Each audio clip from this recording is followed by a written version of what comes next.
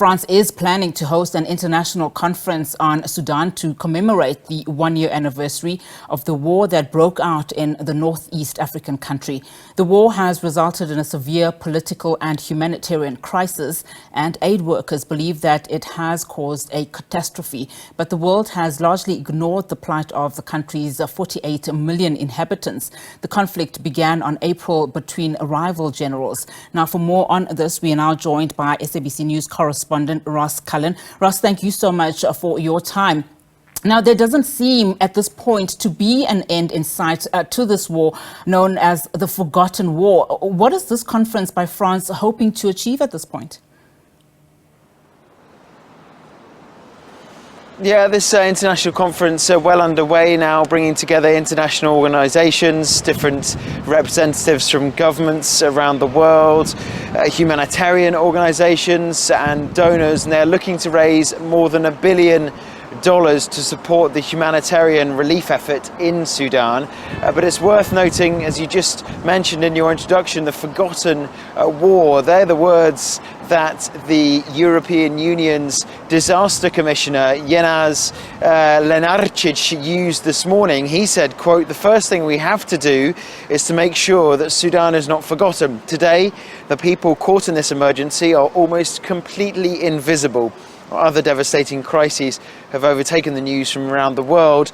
The Ukraine-Russia war, Israel's war on Hamas, Israel's tensions with Iran featuring high up on the international agenda, and the Sudan war and the devastating crisis that has resulted from it featuring low down on the agenda. And so part of the reason that this is being held now, exactly 1 year after the war began, is to try to increase international awareness of the war and of the refugee crisis that has been provoked by it. Now, if we just go back and just look at the context, I mean, notwithstanding, of course, the humanitarian impact, I mean, we've just read now that the UN says almost 15,000 people have been killed so far and that more than 8 million have been displaced. And of course, the issue of famine. When we look at diplomatic attempts that have been made to stop the fighting, you know, having faltered because of some regional powers who are backing some of the warring sides, in pursuit of their various agendas, maybe just bring us up to speed in terms of who is at play in terms of this particular war. Well, unfortunately, when there are different conflicts in Africa, there are usually outside backers, outside players, outside actors behind the different sides. We know that the neighbour to the north, Egypt, has been a big supporter of the Sudanese armed forces. We know that there have been other mediation attempts as well involving the United States, United Nations. China has also called last year for an immediate ceasefire, cessation to hostilities. China are a big investor in Sudan, so there are outside players involved in this, and also being dragged into this other neighbours from Sudan, where some of these millions of refugees have had to flee. They've left their homes, they've often now left the country, going to countries nearby, South Sudan, Chad, into Ethiopia, for example, to try to escape the fighting. So then that brings in regional governments in the Horn of Africa, in East Africa as well, to try to deal with this influx of people, because, as you say, there are now some 25 million people who need humanitarian assistance, 17 million of them facing acute food insecurity, and 4 million of them on the brink of famine. Now, just as we wrap up, just talk to us about, just in light of this particular conference, who are the key role players, particularly in the African continent? Of course, we know that the former president of South Africa, Thabo Mbeki, also issuing out a statement there by his foundation, of course, saying that it is of the greatest importance that this very timely conference must succeed in its efforts urgently to generate the humanitarian resources that are needed.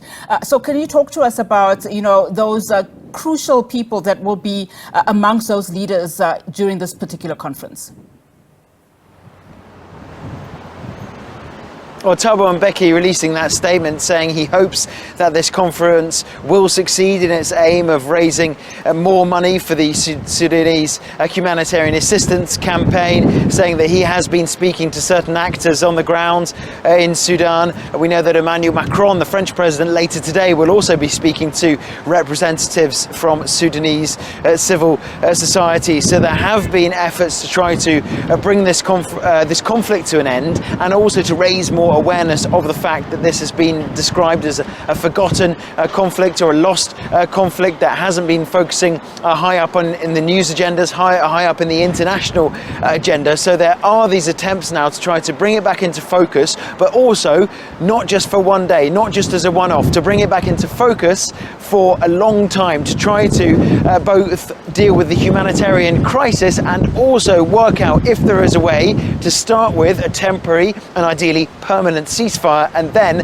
a way forward to bring this conflict to an end, and to try to have the warring parties agree on a return to what Sudan was going through before this conflict began, after the end of the Bashir dictatorship, attempt to start the transition towards democracy before the military coup overthrew that transitional government and provoked the start of this war.